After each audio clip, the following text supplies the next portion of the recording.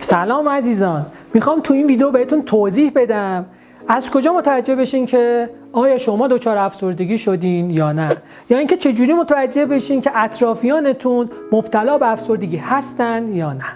سلام، من دکتر آرمین نهضتی، متخصص اعصاب و روان یعنی روانپزشک هستم. امروز روانپزشک ویژه شما در کانال دکتر 724 هستم.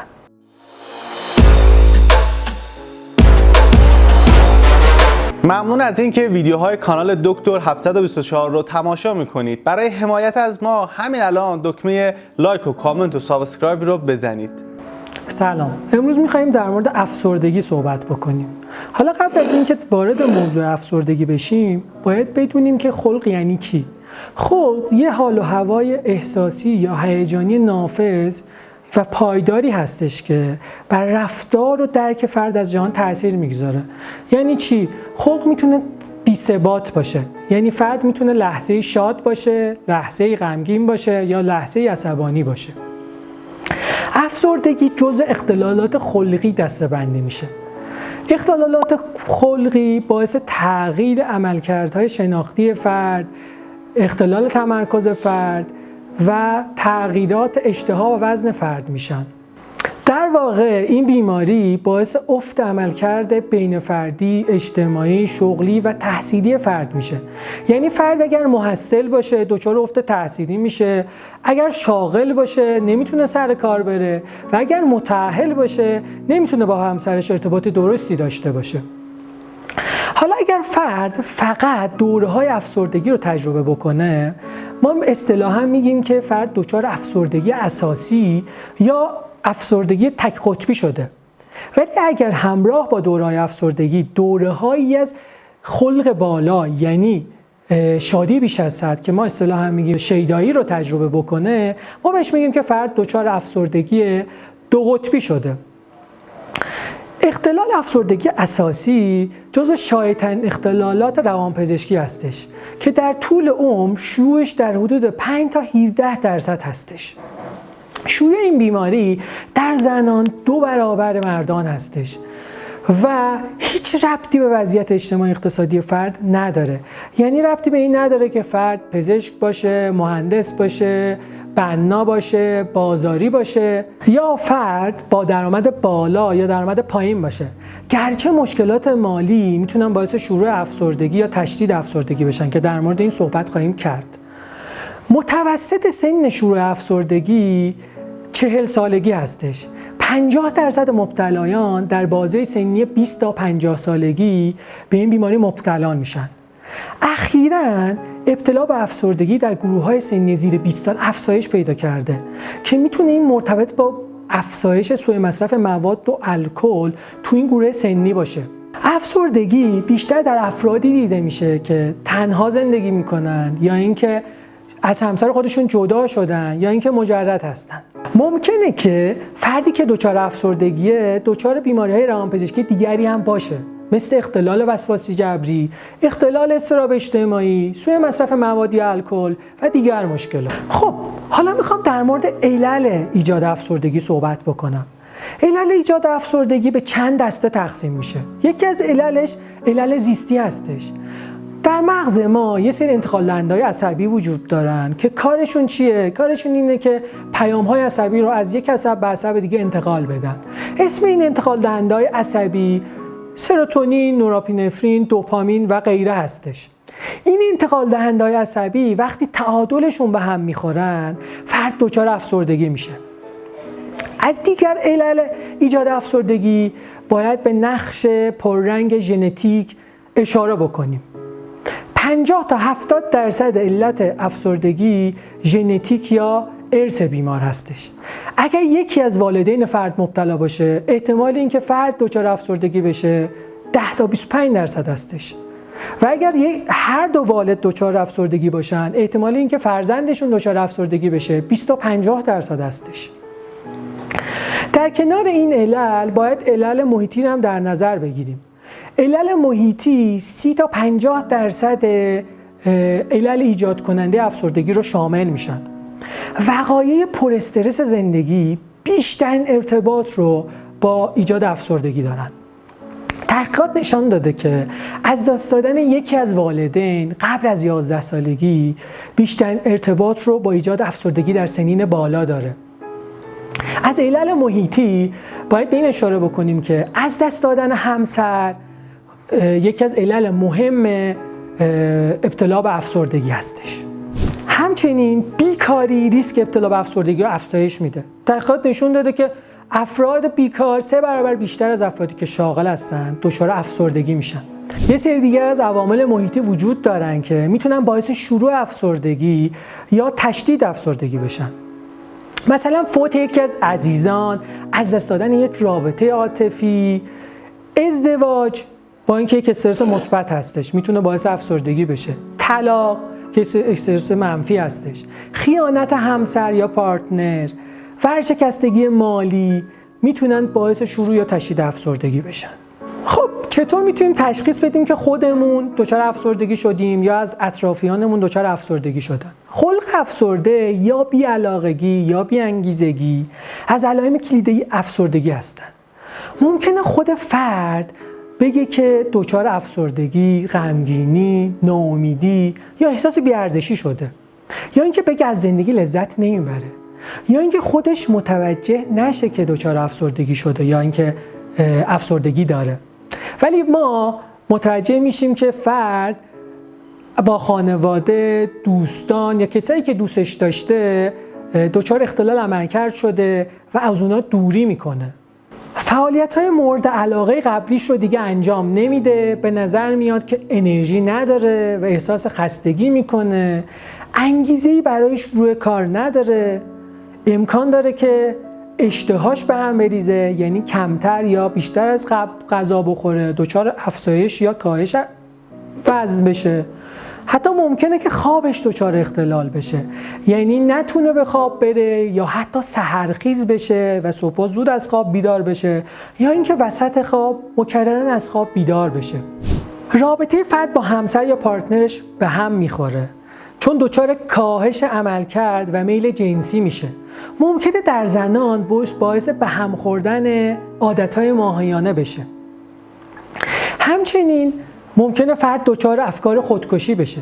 2/3 افرادی که افسردگی دارن داره افکار خودکشی هستن. 10 تا 15% افکار خودکشیشون رو عملی میکنن و اقدام به خودکشی میکنن. امکان داره که فرد رو به سمت مصرف مواد و الکل سوق بده، یا کسی که اصلا قبلا مصرف نمی‌کرده شروع به مصرف مواد یا الکل بکنه، یا کسی که قبلا کم مصرف می‌کرده مصرفش رو افزایش بده. یا امکان داره فرد وارد روابط خارج زناشویی بشه، یا اینکه دیگر علامت‌ها رو ببینیم، مثلا فرد دچار کندی حرکات بشه، قامت خمیده داشته باشه، نگاه خیره به پایین داشته باشه و دچار اختلال تمرکز و تفکر بشه. این علائمی که خدمتتون عرض کردم اگر حداقل 2 هفته طول بکشن به احتمال زیاد فرد دچار افسردگی شده. البته فرد باید توسط روانپزشک ویزیت بشه، شرح کامل گرفته بشه تا تشخیص درست گذاشته بشه. امکان داره فرد دچار یک دوره منفرد افسردگی بشه یا دوره‌های متعدد افسردگی بشه. افسردگی در کودکان میتونه به صورت هراس بیش از حد، چسبیدن بیش از حد به والدین یا افت تحصیلی خودش رو نشون بده، یا در نوجوانان به صورت فرار از خانه، ترک مدرسه، مصرف مواد یا رفتارهای ضد اجتماعی خودش رو نشون بده. حالا ما چجوری میتونیم از ابتلا به یک افسردگی تمام عیار تا حدود پیشگیری بکنیم؟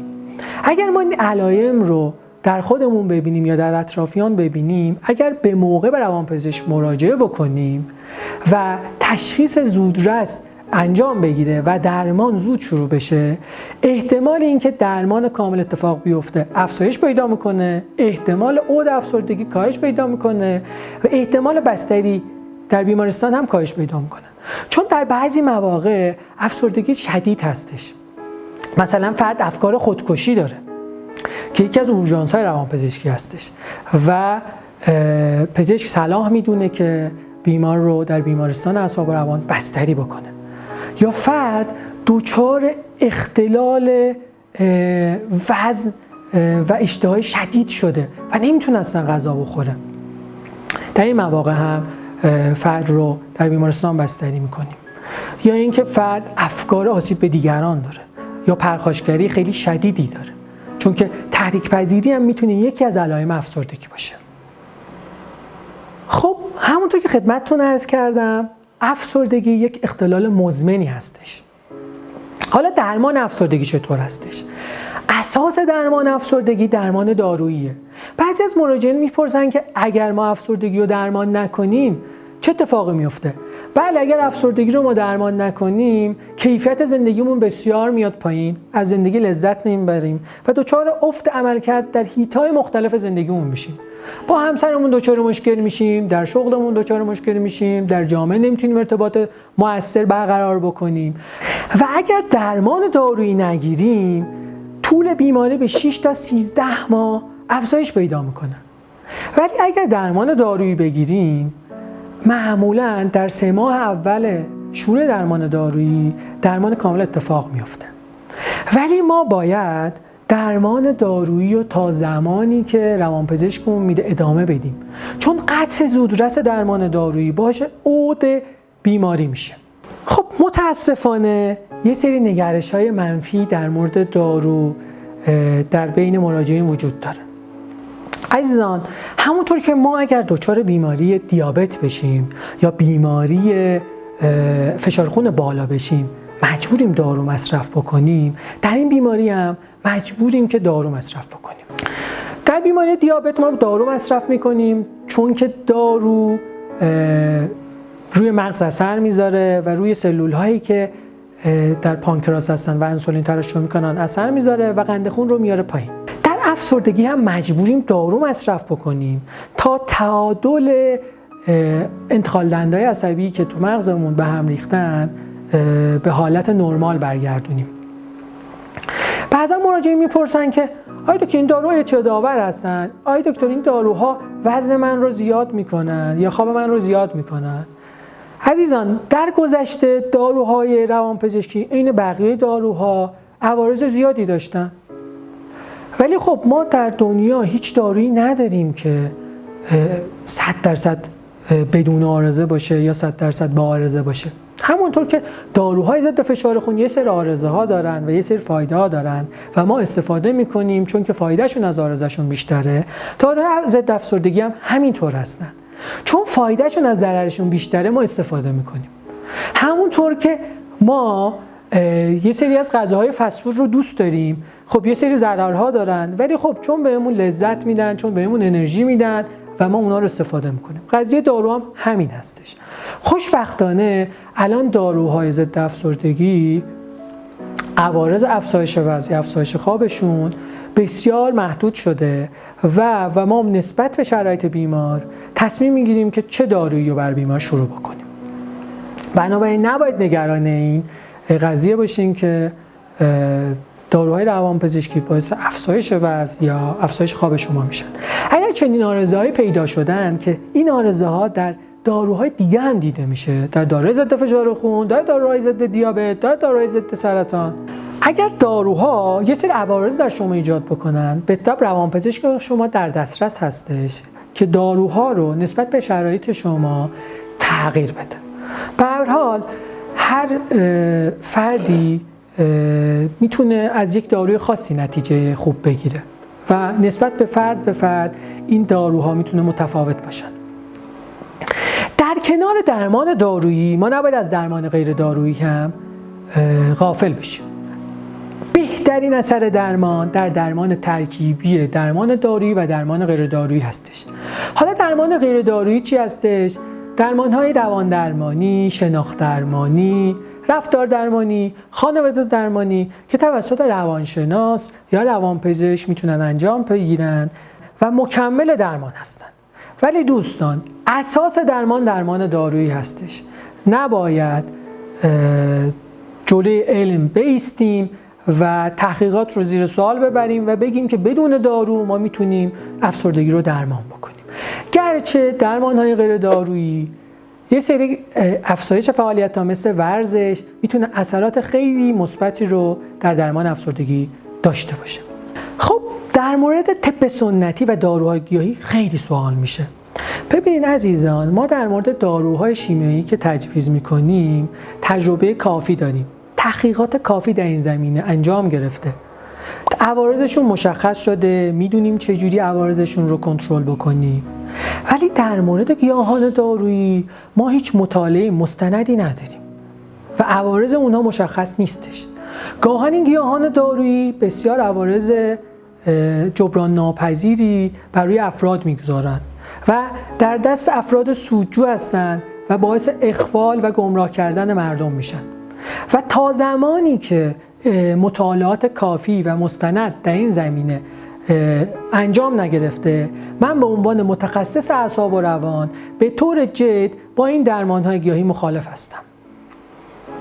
البته باید روانپزشک شما از شما شرحال کافی بگیره، تشخیص درست بگذاره و درمان مناسب براتون شروع بکنه. درمان مناسب چه نوع درمانی هستش؟ درمانی هستش که داروی متناسب با شرایط شما برای شما شروع بشه، دوز داروی کافی برای شما داده بشه و طول درمان به طور کافی انجام بگیره. خب عزیزان، در این ویدیو من افسردگی رو برای شما تعریف کردم، شیوع افسردگی رو خدمتتون عرض کردم، علل ایجاد کننده افسردگی، نحوه تشخیص افسردگی و نحوه درمان و پیشگیری از افسردگی رو خدمتتون عرض کردم. عزیزان، زندگی ما محدود هستش، واقعا نمیدونیم که ما چند سال عمر خواهیم کرد. حیفه که زندگیمون رو، کیفیتش رو با افسردگی یا دیگر مشکلات روانپزشکی بیاریم پایین. خدا رو شکر افسردگی درمان داره. امیدوارم که حتی اگر مبتلا به افسردگی و دیگر مشکلات روانپزشکی هستین، به روانپزشک مراجعه بکنید و با درمان مناسب به زندگی نرمال خودتون برگردین.